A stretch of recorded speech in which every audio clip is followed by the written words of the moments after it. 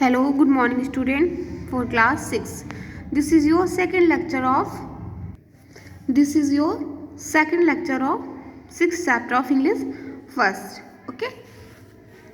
As I said, जैसा कि मैंने कहा था, I have little idea of my invention except that it work by means of atomic energy.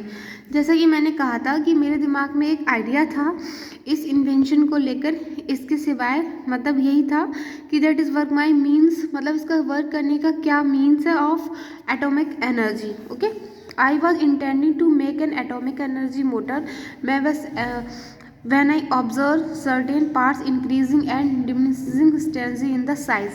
जब मैं क्या कर रहा था, जब मैं बना रहा था उस एटॉमिक एनर्जी मोटर को, तब मैंने ये ऑब्जर्व किया था कि उसके बहुत सारे पार्ट्स ना बड़े विचित्र रूप से कैसे हो रहे थे, साइज में बड़े हो रहे थे और छोटे हो रहे थे. Okay, it was practically by blind instinct and I have work the thing up. मतलब ये जो एक प्रैक्टिकल था वो एक ऐसा प्रैक्टिकल था, मान लीजिए जैसे कि अंधेरे में तीर चलाना. Okay, and now I fear, मैं थोड़ा सा मुझे डर लग रहा था. I shall not be able to discover the source of my atomic energy until I can put together. क्या मैं थोड़ा सा डर रहा था. I shall not be able to discover, मैं इस खोज के लिए मतलब अवेलेबल नहीं हूँगा टू सोर्स, जो मेरा सोर्स है किसका, एटॉमिक एनर्जी का. अंटिल फिर भी आई कैन पुट मतलब टुगेदर, मैं रखना चाहता, मैं कर सकता था साथ में विद ग्रेट केयर, और बहुत ज़्यादा केयर के साथ अनोदर सच मशीन, जो दूसरी और मशीन्स होती थी उनके साथ में मैं उसे केयर के साथ कर सकता था. फॉर आई एम एफ्रेड, मैं बस डरा हुआ था.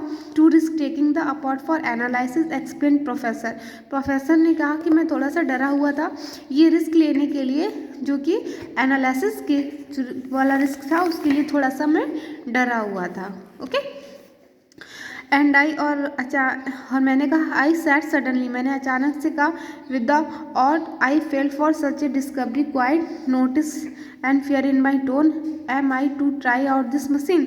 और मैंने अचानक से ये महसूस किया सच ए डिस्कवरी, जो ये खोज है वो मैंने इस खोज के में नोटिस किया था कि थोड़ा सा डर जो था वो मेरी टोन में आ रहा था. I am to try out this machine, क्या मैं इस मशीन को बाहर ट्राई कर सकता हूँ. इफ़ यू आर विलिंग, मतलब जैसी आपकी इच्छा. ही सैड सिंपली, उसने ऐसे बोल दिया कि जैसे कि आपकी इच्छा.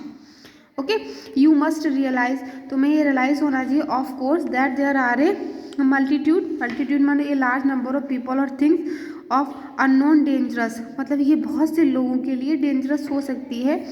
I know nothing of the complete effects of the machine, मैं नहीं जानता था इसके कम्प्लीट इफेक्ट के बारे में, मैं नहीं जानता था. But my experiments on inanimate objects have seemed satisfactory, but मेरे जो भी अभी तक के एक्सपेरिमेंट हुए हैं उनसे तो मैं सेटिस्फाइड हूँ, बट मैं इस मशीन के बारे में नहीं जानता. I am willing to take any risk, क्या मैं कोई रिस्क ले सकता हूँ. आई सेड एंथुसियास्टिकली, मैंने बड़ी उत्सुकता से कहा. If you are willing to risk your great machine, क्या मैं आपकी इस मशीन के साथ कोई बड़ा रिस्क ले सकता हूँ. वाई, क्यों. डोंट यू रियलाइज़, क्या तुम्हें रियलाइज़ नहीं है professor, that will B revolutionise science, मतलब क्या तुम्हें ये जो होगी वो एक रिवोल्यूशनल साइंस होगी, मतलब कि साइंस में हम अगर ये मशीन अगर इस मशीन का जो एक्सपेरिमेंट हुआ उसके पॉजिटिव अगर रिजल्ट आए तो ये साइंस की दुनिया में एक नई क्रांति ले आएगी. ठीक है.